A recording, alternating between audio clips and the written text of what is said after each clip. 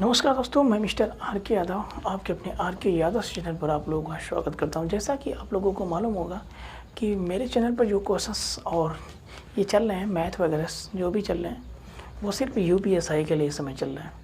ठीक है, मेरा टारगेट, मेरा गोल बन चुका है क्या, यूपीएसआई। तो एक चीज़ का ध्यान दीजिएगा आप लोग, जो भी मैं मैथ पिछले टॉपिक में, पिछले क्लास में मैं पढ़ा रखा हूँ। जैसे मैंने पहला टॉपिक लिया था, यूँ कहा जाए तो परसेंटेज।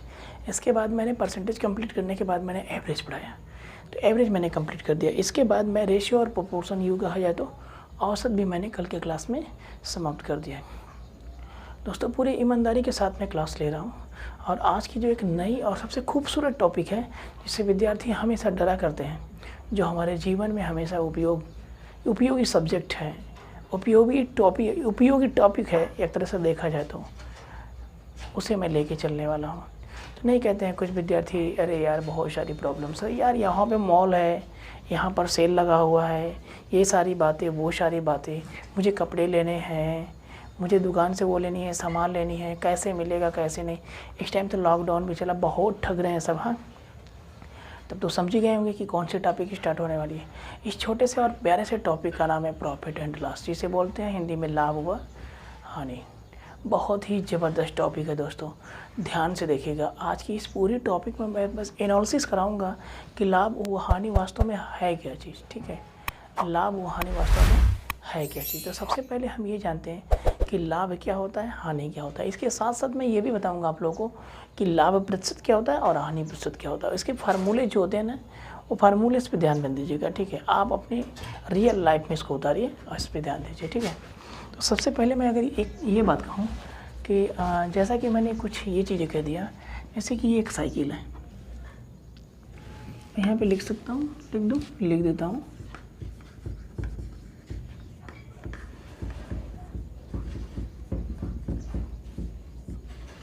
लाभ व हानि, कोई दिक्कत नहीं।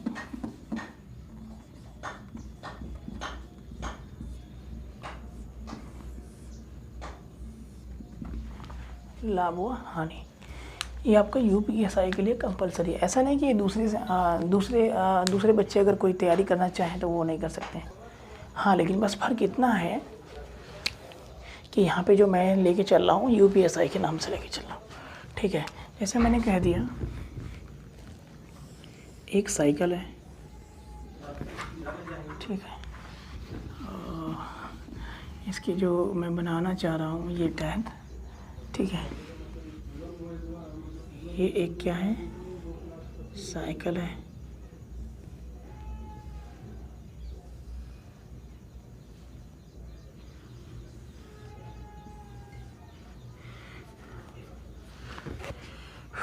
ठीक है, मैं साइकिल बना देता हूँ, पूरी चीज़ें तो मैं बनाऊंगा नहीं।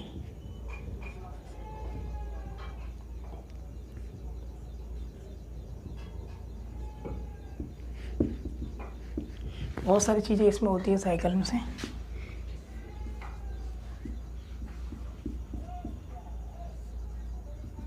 ये एक साइकिल है। हाँ, इसमें क्या है कि अब ध्यान से देखिएगा, यहाँ पे एक चीज़ मैं लिख देता हूँ, खरीद। थोड़ा सा नीचे और कर देता हूँ, और एक मैं लिख देता हूँ, बेच। अब क्लियर करता हूँ। एक साइकिल को एक व्यक्ति ने क्या किया, एक साइकिल को एक व्यक्ति ने क्या किया, 6,000 रुपये में क्या किया, खरीदा। लेकिन उसने क्या किया, इसे कुल कितने में, 7,200 रुपये में क्या किया, बेच दिया। आप ध्यान से समझिएगा क्वेश्चन को। एक साइकिल है और इस साइकिल को एक व्यक्ति ने 6,000 रुपये में ख़रीदा, लेकिन 7,200 रुपये में बेच दिया। तो आप बताइए, आपकी इस कंडीशन में आपको क्या लग रहा है कि क्या होना चाहिए, होना क्या चाहिए, बस इतना बता दीजिए। लाभ होना चाहिए कि हानि होना चाहिए। जैसे खरीदे हम 6,000 रुपये में, बेच दिए 7,200 रुपये में, तो 1,200 रुपये लाभ दिख रहा है। तो लाभ दिख रहा है भाई, लाभ दिख रहा है ना, तो लाभ है। ठीक है, उस कंडीशन में हमें क्या होगा, लाभ होगा। लेकिन कितने रुपए का लाभ होगा, कितने रुपए का होगा लाभ, 6,000 से 7,200 चलेंगे तो कितना दूरी तय करनी पड़ेगी आपको, 1,200 रुपये का आपको क्या हुआ, लाभ हुआ। इतना तो क्लियर है। लेकिन एक कार लेकिन क्या एक कार की बात करें, एक कार की बात करते हैं दोस्तों। अगर एक कार है, अब कार तो मुझे बनाने आएगा नहीं, बट जितना है मैं प्रयास करता हूँ।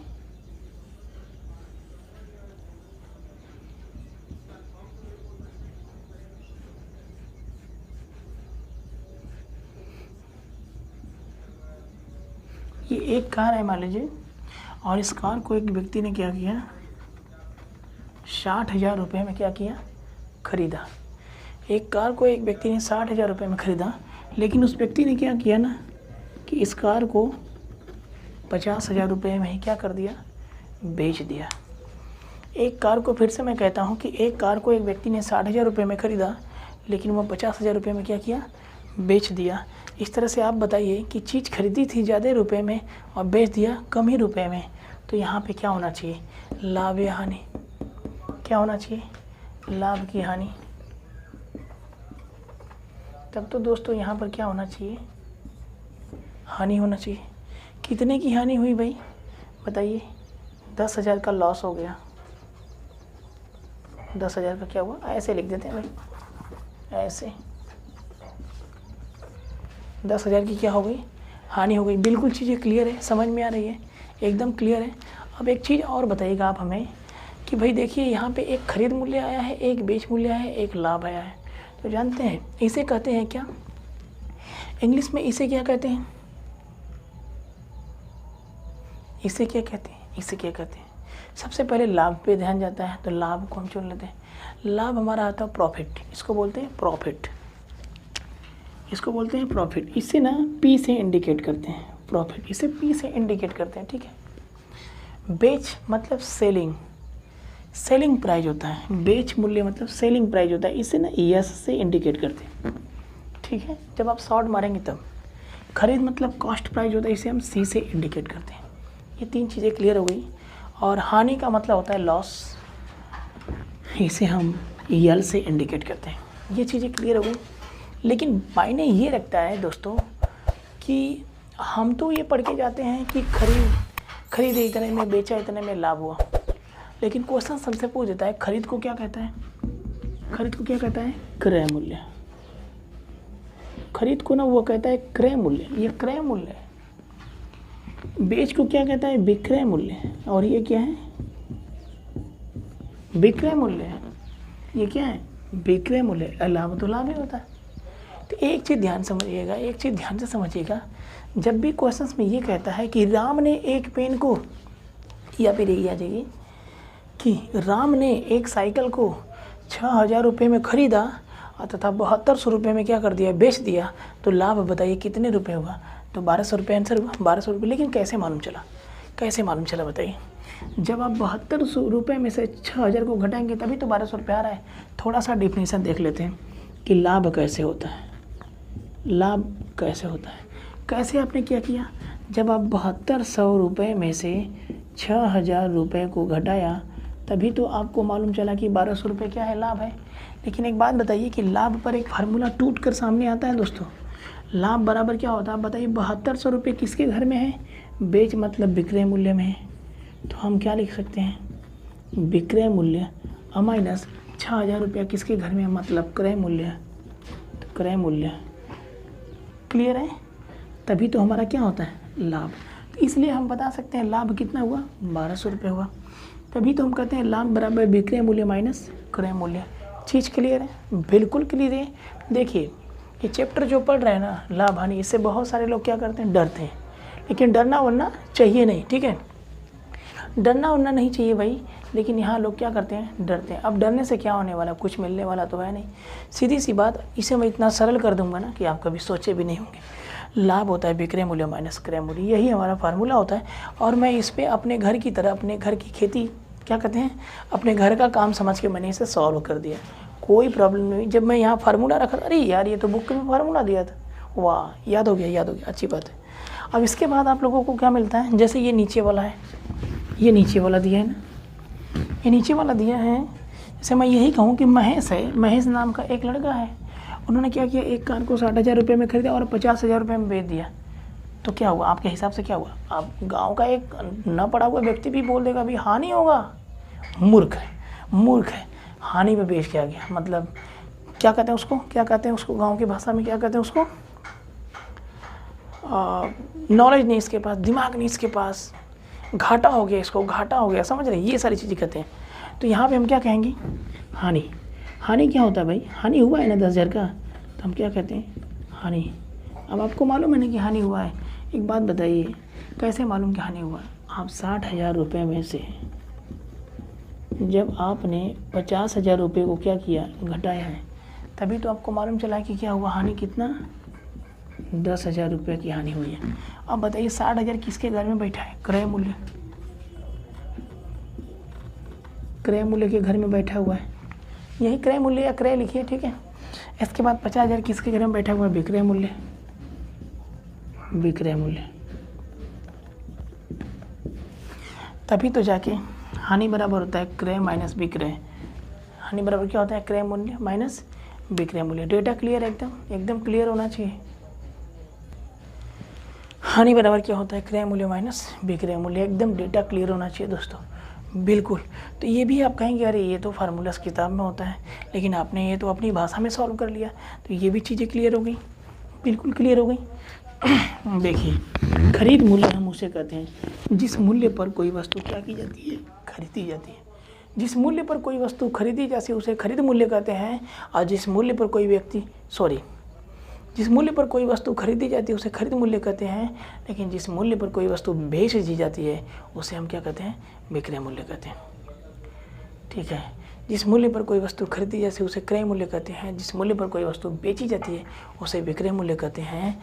और इन दोनों की प्रक्रिया से खरीदे अगर कम में है, बेचे अगर ज़्यादा हैं, तो एक नया व्यक्ति निकल के सामने आता है जिसका नाम है लाभ, और खरीदे अगर ज़्यादा में है और बेच दिए अगर कम में, तो एक नया व्यक्ति सामने निकल के आता है जो कहता है मैं हानि हूँ, ठीक है। मैं क्या कहता हूँ, क्या बोलता है, हानि हूँ।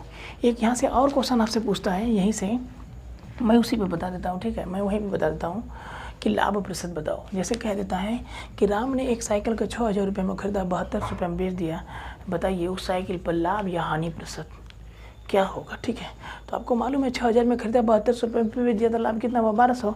तो आप ये एक चीज़ ध्यान दीजिएगा दोस्तों, लाभ व हानि किस पर होता है, हमेशा क्रय मूल्य पर होता है, क्रय मूल्य पर होता है। जब आप खरीदेंगे नहीं तो बेच के कैसे मालूम कर सकते हैं, जब आपने खरीदा तभी तो मालूम चला कि 6,000 रुपये में खरीदे हैं, जब आपने खरीदा तभी तो पता चला 60,000 रुपये में खरीदे हैं, और इसके बाद 6,000 रुपये में खरीदने के बाद 72 रुपये बेचे हैं, तो आपको मालूम चल गया कि क्या हुआ, लाभ की हानि, ठीक है। तो जब आपसे पूछेगा लाभ प्रतिशत बताइए, तो बताइए कितने का लाभ हुआ, पहले ये देख लीजिए 1200। और किस पे लेके चलेंगे, लाभ और हानि हमेशा किस पे होता है, क्रय मूल्य पे, तो हमेशा नीचे क्या रहेगा, क्रय मूल्य रहेगा, और लाभ प्रतिशत पूछेगा तो 100 से क्या कर देंगे, गुणा कर देंगे, 1 2 0 1 2 0 1 0 से 1 0 कटा, और 6 दूना के 12, इस तरह से कितना हुआ, 20% का क्या हुआ, लाभ, 20% का क्या हुआ, लाभ हुआ। और एक और से आपसे पूछता है हानि प्रतिशत पूछता है, ठीक है। तो हानि प्रतिशत भी कहाँ पे होता है, हमेशा क्रय मूल्य पर ही होता है, ठीक है। तो अब ये पता करिए पहले हानि कितना हुआ, 10,000 का हुआ, तो हानि 10,000 का हुआ, लेकिन किस पे हानि हुई, कैसे मालूम चला, कहाँ से मालूम चला, 60,000 से मालूम चला है।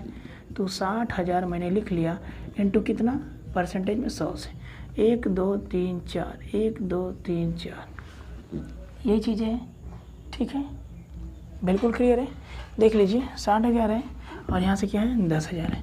अब आपने काट दिया, ये क्या बचा, 2 से काटेंगे तो 50, और 2 से काटेंगे तो 3, तो 50 को 3 से काटेंगे दोस्तों, 16 से 2/3%, ये क्या हो गई, हानि हो गई, ये क्या हो गई, आपकी हानि हो गई।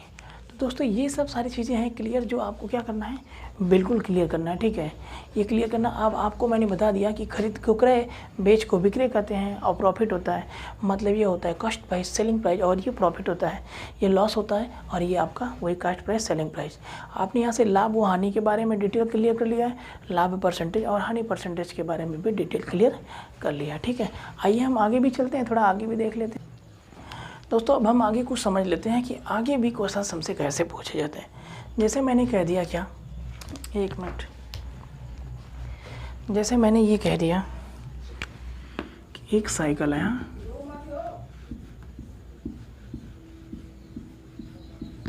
क्लियर है, दिख रहा है, एक साइकिल है,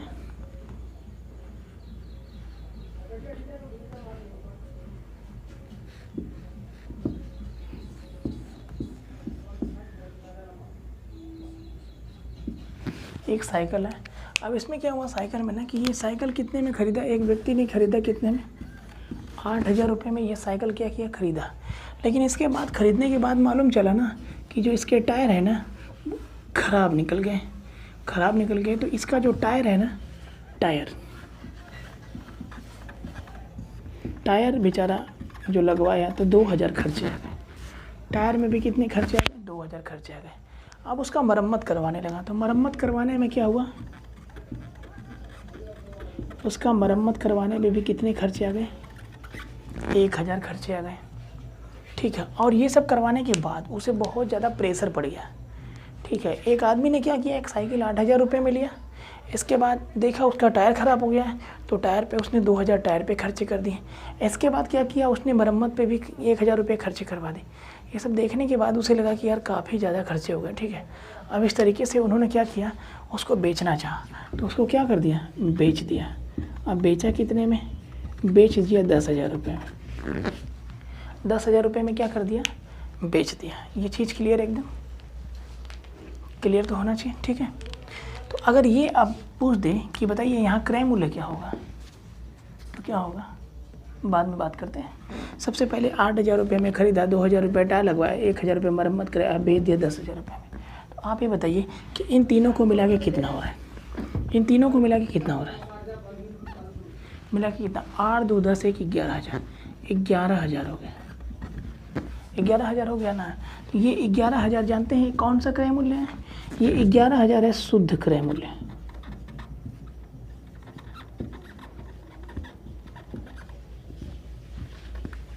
शुद्ध क्रय मूल्य 11,000 क्या है, शुद्ध क्रय मूल्य।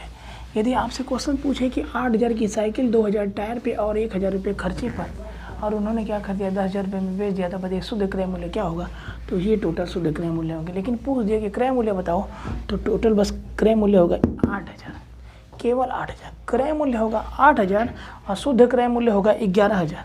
ठीक है, अब बताइए 11,000 रुपये इन्होंने क्या किया, टोटल पैसे लगाए और 10,000 रुपये में बेच दिए। अब बताइए यहाँ पे क्या पूछ दिया कि क्या होगा, हानि प्रतिशत बताओ, लाभ या हानि प्रतिशत बताओ, ऐसे पूछ दिया, लाभ या हानि प्रतिशत बताओ। तो लाभ या हानि प्रतिशत बताने के लिए हम क्या करेंगे, हानि प्रतिशत बराबर क्या होगा, सबसे पहले तो ये पता करिए 11,000 से 10,000, 11,000 है और ये क्या है 10,000 है। बताओ कितने की हानि हो रही है, कितने की हानि हो रही है, हानि प्रतिशत निकालने के लिए कितने की हानि हो रही है पहले पता करो। 1,000 की हानि हो रही है, 1,000 की हानि हो रही है। अब पता करो कहाँ से हो रही है, किस पे हो रही है। ये शुद्ध क्रय मूल्य लिखेंगे, शुद्ध क्रय मूल्य लिखेंगे, ये नहीं शुद्ध क्रय मूल्य लिखेंगे।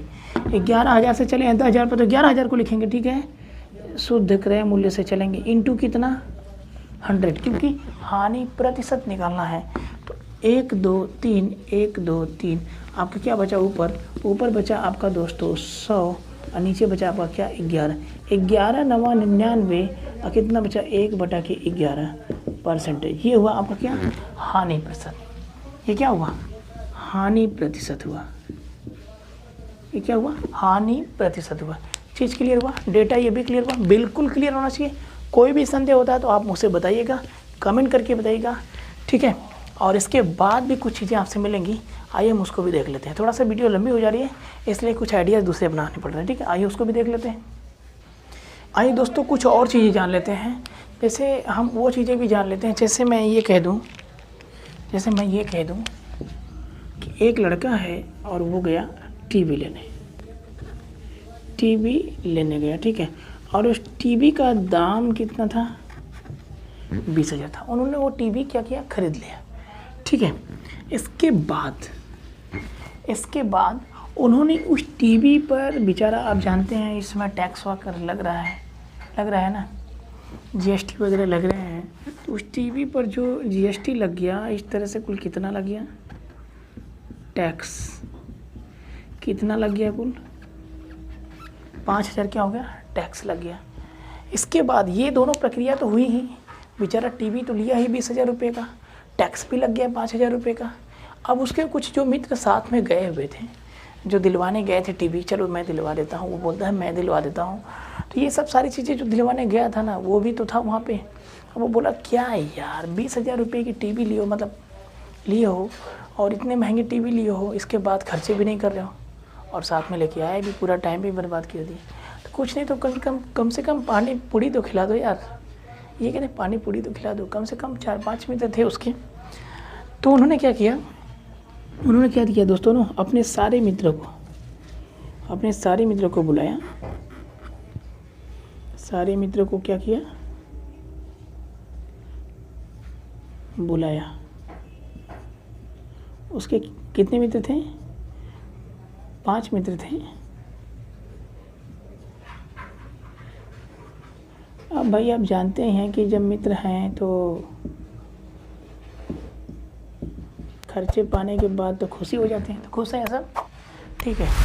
इन लोगों को उन्होंने क्या कर दिया, इन लोगों पर 200 रुपये क्या कर दिया, खर्च कर दिया, ठीक है। अब एक बात बताइए,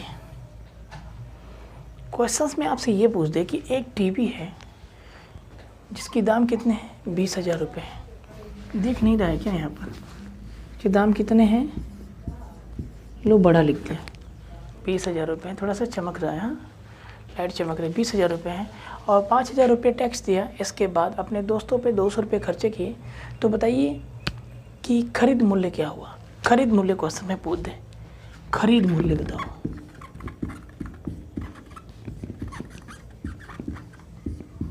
क्वेश्चन में पूछ दिया खरीद मूल्य बताओ, खरीद मूल्य बताओ और यूपीएसआई में कितने नंबर पाओ? समझ गए ना, 2.5 नंबर पाओ, ठीक है। तो एक बात बताओ आप लोग कि ये लगाओ और 2.5 नंबर पा जाओ। तो क्या हुआ, एक चीज़ जानिएगा नोट में एक चीज़ जानिएगा, कभी भी किसी भी वक्त खरीद मूल्य में व्यक्तिगत खर्च को नहीं जोड़ा जाता है। कभी भी किसी भी खरीद मूल्य में व्यक्तिगत खर्च को नहीं जोड़ा जाता। यदि आपने व्यक्तिगत खर्च जोड़ दिया खरीद मूल्य में तो उस क्वेश्चन का आंसर गलत माना जाएगा, ठीक है। तो अगर यहाँ पे पूछ दिया खरीद मूल्य बताओ, तो खरीद मूल्य आपका बस यही होगा, 20,000 होंगे और 5,000 होंगे। ये व्यक्तिगत खर्च है, उन्होंने अपने दोस्तों पे खर्चा किया है, खिलाए पिलाए, ये व्यक्तिगत खर्च है। ये नहीं जुटेगा, ये दोनों जुटेंगे। तो कितने हो जाएंगे कुल मिला के? 20,000 अब प्लस कितना, 5,000 बराबर कितना हो जाएगा?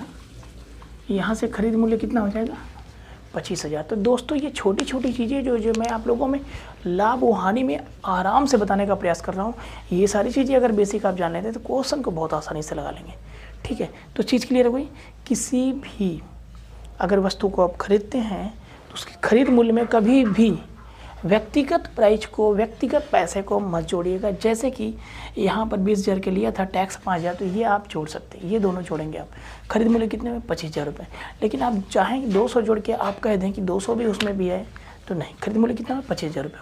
आइए हम आगे भी देख लेते हैं आगे क्या है। तो दोस्तों आप लोगों को कुछ ऐसे भी क्वेश्चंस मिल जाते हैं, जैसे आगे आपको क्वेश्चंस मिलेंगे बेईमान दुकानदार पर आधारित प्रश्न। बेईमान दुकानदार पर आधारित प्रश्न, तो ये ठोस पॉइंट है जो मैं लाभ व हानि में क्या कर रहा हूँ, इकट्ठा करना चाह रहा हूँ, ठीक है। तो बेईमान दुकानदार पे भी क्वेश्चन आपको मिल जाते हैं। ऐसे क्वेश्चन मिल जाते हैं कि एक दुकानदार है, ठीक है। अब अभी तो पता चलेगा नहीं कि बेईमान है। एक दुकानदार है और उन्होंने क्या किया कि 1 किलोग्राम बाट की जगह उन्होंने क्या किया, सिर्फ 800 ग्राम के बाट का उपयोग किया। 1 किलोग्राम की जगह, दिख नहीं रहा है क्या? देखिए ध्यान से, 1 किलोग्राम बाट की जगह उन्होंने क्या किया, 800 ग्राम के बाट का उपयोग किया। आपसे क्वेश्चन ऐसा भी पूछता है, 1 किलोग्राम बाट की जगह 850 ग्राम के बाट का प्रयोग किया।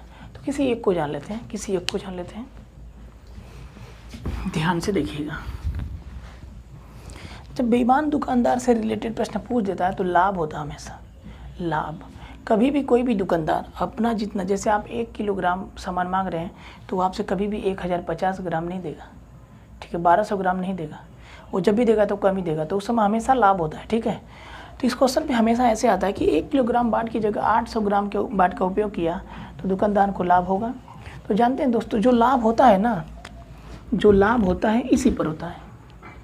जो मापी जो मापी या जो तौली जाती है, जो मापी या तौली जाती है। अब कहेंगे सर मापी जाती है, आपसे क्वेश्चन आगे मीटर में भी मिलेगा, जो मापी जाती है और ये तौली जाती है। तो जो मापी या तौली जाती है ना, उसी पर लाभ होता है। उसी पर क्या होता है? लाभ होता है। ये मत कर दीजिएगा कि उसी पर हानि होता है, ठीक है। उसी पर क्या होता है? लाभ होता है। लाभ होता है ना, किसको लाभ होता है? बेईमान दुकानदार को लाभ होता है, लाभ होता है। इसीलिए क्या करता है? बेईमान है क्या? दुकानदार बेईमान है, ठीक है। तो क्या 1 किलोग्राम में कितने बाट होते हैं? 1000 क्या होते हैं? 1000 ग्राम बाट होते हैं। और 1000 की जगह वो क्या किया था? 800 ग्राम के बाट का उपयोग किया था। बताइए लाभ कितना हुआ? बताइए लाभ कितना हुआ? कितना छुपा लिया है? 200 ग्राम छुपा लिया है। तो 200 ग्राम छुपा लिया है। लाभ हमेशा किस पे होता है? जो मापी या तौली जाती है। नहीं होता है बेईमान दुकानदार या लाभ प्रतिशत बराबर बेईमानी बटे नया तौल। बेईमानी कितना किया है? 200, नया तौल कितना? 800 ग्राम। इसलिए मैं कह रहा हूँ जो मापी या तौली जाती है उस पे लाभ होता है। किस पे लाभ होगा? 800 पर इंटू कितना? 100। डबल जीरो से डबल जीरो खत्म, ठीक है। अब ये देखिए 2 चौको 8, 4 दूना 8, 4 पचे 20। इस तरह से कितने का लाभ हुआ? 25% का क्या हुआ? लाभ। 25% का क्या हुआ? लाभ हुआ। दोस्तों आज के बाद कभी भूलिएगा मत कि अगर बेईमान दुकानदार है, अगर वो कह दे ऐसे, अगर वो ऐसे कह दे कि एक मीटर की जगह 75 सेंटीमीटर ही देता है। 1 मीटर की जगह 75 सेंटीमीटर ही क्या करता है? देता है।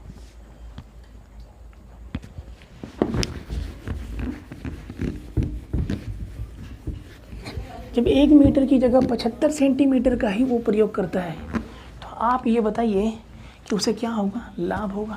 तो आपको मालूम है दोस्तों कि यही है ना, मापी या तौली जाती है, हमेशा इसी पर लाभ होगा, इस पर नहीं, इस पर जो वो करेगा, ठीक है। तो ये 1 मीटर की जगह होता है कितना? 100 सेंटीमीटर। 100 सेंटीमीटर की जगह मतलब कि 75 सेंटीमीटर। पहले दोनों को एक इकाई में कर लीजिएगा, नहीं तो प्रॉब्लम कर देगा, होगा नहीं, ठीक। तो कितना वो लाभ लिया? 25 का लिया। नया माप या नया तौल, यही ना, कितना? 75 इंटू कितना?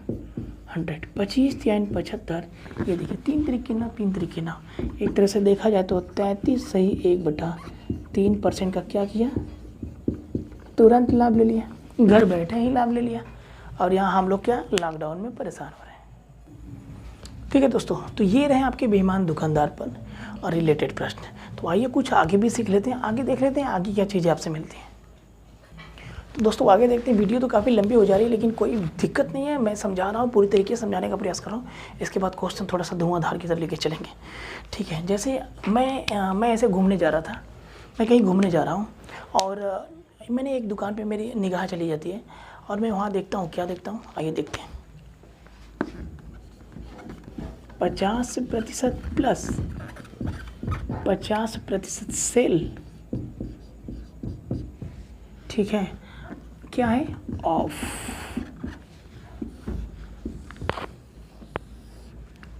ये लिखा मिल जाता है, सेल 50% प्लस 50% ऑफ, ठीक है।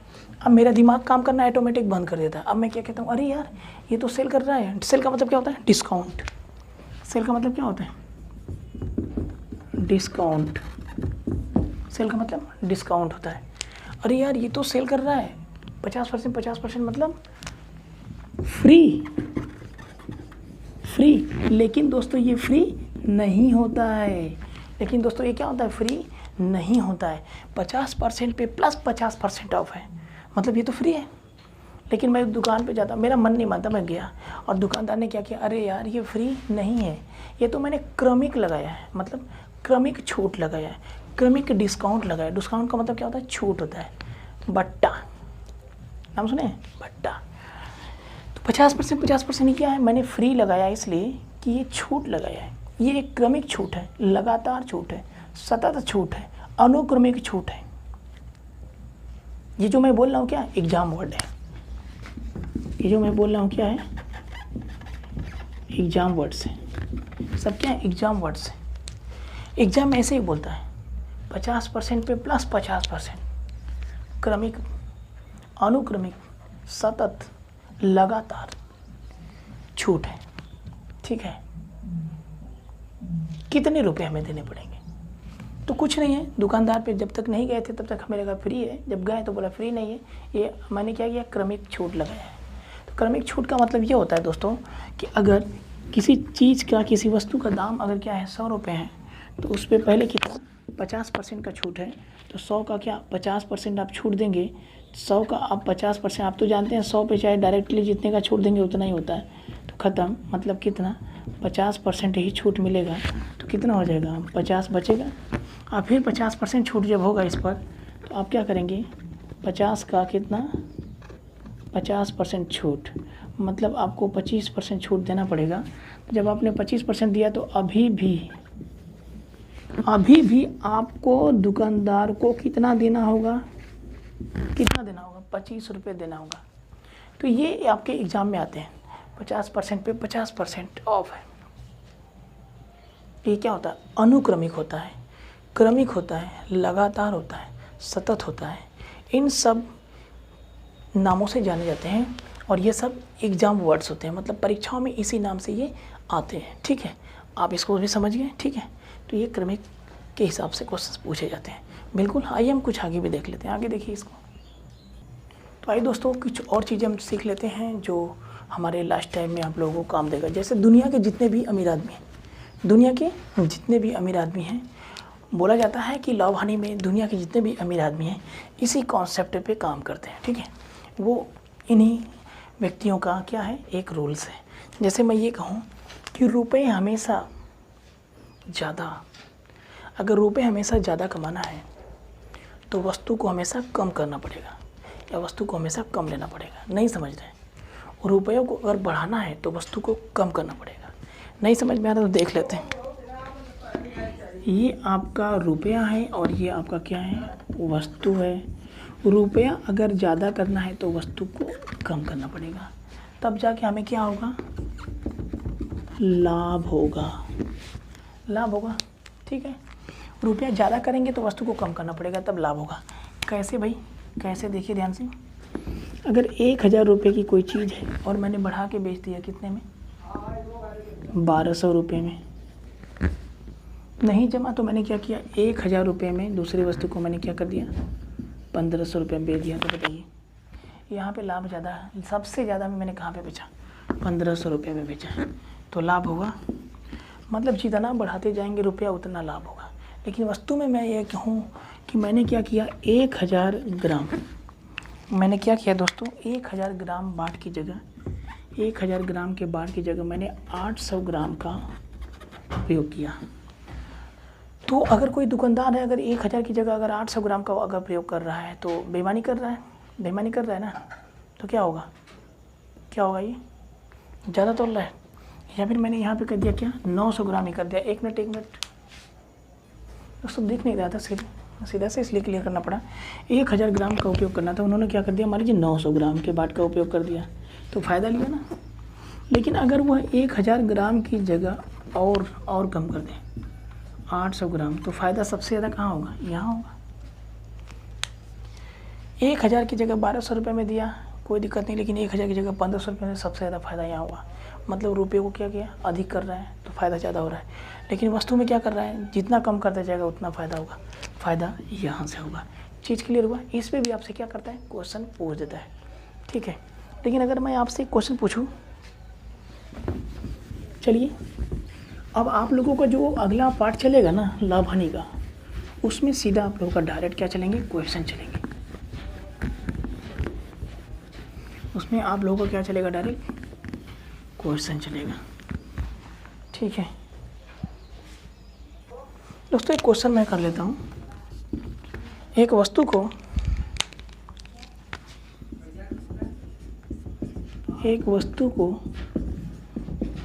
कोई व्यक्ति एक वस्तु को क्या किया, 9000 रुपये में खरीद कर 11700 रुपये में क्या कर दिया, बेच देता है। तो उस पर तो उस पर या उस वस्तु पर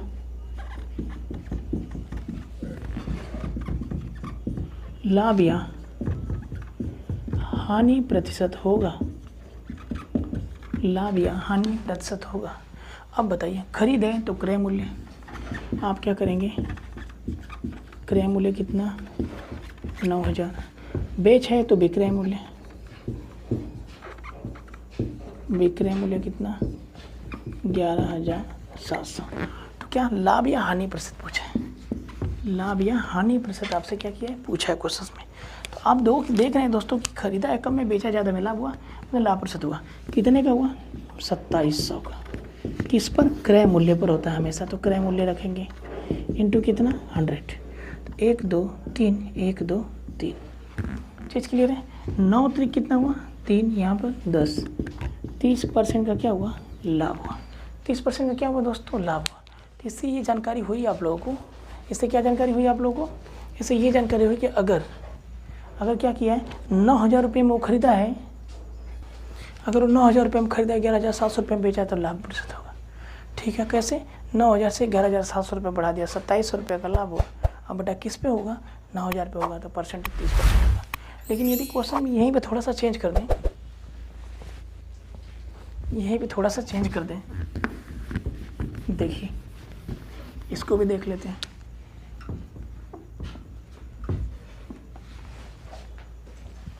यहाँ कर देता है कितना 6,000 और यहाँ कितना कर देता है 4800। मतलब एक वस्तु को 6,000 रुपये में खरीद कर 4800 रुपये में बेच देता है, तो उस पर लाभ अथवा हानि प्रतिशत बताइए, या होगा। ठीक है, तो यहाँ पर क्रय मूल्य कितना हो गया आपका, कितना हो गया 6,000, और विक्रय मूल्य कितना हुआ, विक्रय मूल्य कितना हुआ 48 हुआ। क्वेश्चन चलेगा ना तो धुआंधार तरीके से, थोड़ा सा फास्ट चलेगा, समझाने में काफ़ी टाइम वेस्ट हो गया। ठीक है, अब ये क्या होगा, समझाना ही तो सब कुछ है। अब यहाँ क्या हुआ, देखिए हानि हो रहा है, कितने का हानि हो रहा है पता करो आप, 1200 का, 12 8 10 4 1 5 1 6, 1200 का, 1200 किस पर, किससे 6,000 से, हमेशा क्रय मूल्य पर होता है, इंटू कितना 100। अब इसे आप उड़ा दीजिए, काट कर इसे हटा दीजिए, 1 2 3 1 2 3, 6 दूना की 12 और 10, 20% की क्या हानि, 20% क्या होगी हानि।